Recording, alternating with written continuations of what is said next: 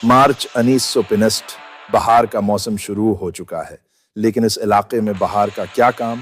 ये तो दिल्ली, मुंबई, कराची, ढाका, हर शहर से कहीं दौर परे का इलाका है। नाम है रण ऑफ कच्छ। 30,000 मुरब्बा किलोमीटर पर फैला एक बयाबान, जहां सहरा भी है और दलदली इलाके भी। यहाँ तो बॉर्डर का भी कुछ नहीं पता। अभी तक यहाँ दोनों हैं। मुल्कों के दरमियान बॉर्डर सेट ही नहीं हुआ था। शायद इसीलिए यहाँ कुछ ज्यादा ही रौनक है। बॉर्डर पेट्रोलिंग बहुत बढ़ गई है और हालात कशीदा हो रहे हैं, और फिर छलपे शुरू हो गए। पहले पुलिस और पैरामिलिट्री में और आखिर में फौज भी कूद पड़ी।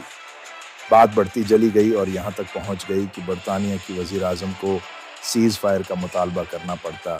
गोरा सरकार का आर्डर था, दोनों मुल्कों ने हथियार डाल दिया। ऐसा लगा जैसे पाकिस्तान ने इंडिया को हरा दिया, क्योंकि 800 मुरब्बा किलोमीटर से ज़्यादा का इलाका पाकिस्तान को मिल गया। एक परसेप्शन बन गया, ऐसा परसेप्शन जो बाद में पाकिस्तान के लिए बहुत ख़तरनाक साबित हुआ। ये कि वो न सिर्फ इंडिया का मुकाबला कर सकता है, बल्कि जंग में उसे हरा भी सकता है। अवाम तो खैर अवाम थे, मुल्क के करता धरता भी उसी गलत फहमी में मुफ्तले हो गए। वो रंग कुछ की कामयाबी के बाद कश्मीर फतह होता देख रहे थे, और फिर उन्होंने वो कदम उठा लिया जिससे कश्मीर तो फतह नहीं हुआ, लेकिन पाकिस्तान की बका को ख़तरा लाहिक हो गया। ये कहानी है बेजावेडुनचरिज्म की, ये कहानी है बुलंद आज़ाइन लेकिन घटिया प्लानिंग की, ये कहानी है खुद से कहीं बड़े दुश्मन से लड़ जाने की, ये कहानी है 1965 की जंग की। पाकिस्तान में आम तासर ये पाया जाता है कि पाकिस्तान और भारत की ये जंग सितंबर 1965 को शुरू हुई, लेकिन असल में उस जंग की बुनियाद कई दहाइयों पहले ही पड़ चुकी थी, क्योंकि गोरे हिंदुस्तान तो छोड़ गए थे, लेकिन जाते जाते यहाँ ऐसी बारूदी सरंगें बिछा गए थे जिन्हें ख़त्म किए बना इस इलाके में कभी अमन कायम नहीं हो सकता। जब हिंदुस्तान तकसीम हो गया था, हुआ तो मुल्क में 550 प्रिंसिपल स्टेटस थी जिन पर हुकूमत थी मकामी नवाबों की, लेकिन खारजा पॉलिसी दफ़ा और कम्युनिकेशन के मामलात, इनमें से कुछ रियासतें बहुत बड़ी थीं और बाकी छोटे। जब हिंदुस्तान तकसीम हुआ तो हर रियासत को अख्तियार दिया गया कि वो जिसे चाहे मुंतखब कर ले। भारत या पाकिस्तान, उनके लिए आज़ादी का कोई ऑप्शन नहीं था, लेकिन अंग्रेज़ों को हिंदुस्तान छोड़ने की इतनी जल्दी थी कि अगस्त 1960 रियासतों का मामला हल ही नहीं हुआ, जिनमें सबसे बड़ी और अहम रियासत थी कश्मीर। 1960 ख़त्म होने तक सभी रियासतों का मामला हल हो चुका था, सवाए दो रियासतों के, कश्मीर और हैदराबाद, यानी दो सबसे बड़ी रियासतें, और दोनों का मामला भी बिल्कुल उलट था।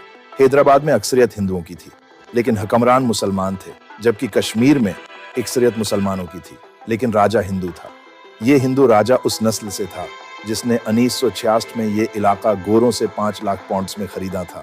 उनका अंग्रेज़ों से याराना तो आखिर तक चलता रहा, यहाँ तक कि तकसीम के वक्त भी गुरदासपुर का ज़िला इंडिया में शामिल कर लिया गया। हालांकि वहाँ मुसलमानों की अक्सरियत थी, कानूनन उसे पाकिस्तान में शामिल होना चाहिए था, लेकिन सिर्फ इसीलिए नहीं किया गया ताकि कश्मीर के लिए भारत का रास्ता खुला रहे, ऐसा रास्ता जो साल भर काबिल इस्तेमाल हो, यानी मसले की बुनियाद तकसीम के दौरान ही पड़ चुकी थी। फिर वक्त बढ़ता गया और हालात संगीन होते गए। जब 1960 में जम्मू से मुसलमानों को निकाला गया तो पूंछ में ऐसी बगावत हो गई कि श्रीनगर को भी डायरेक्ट खतरा लाहिक हो गया।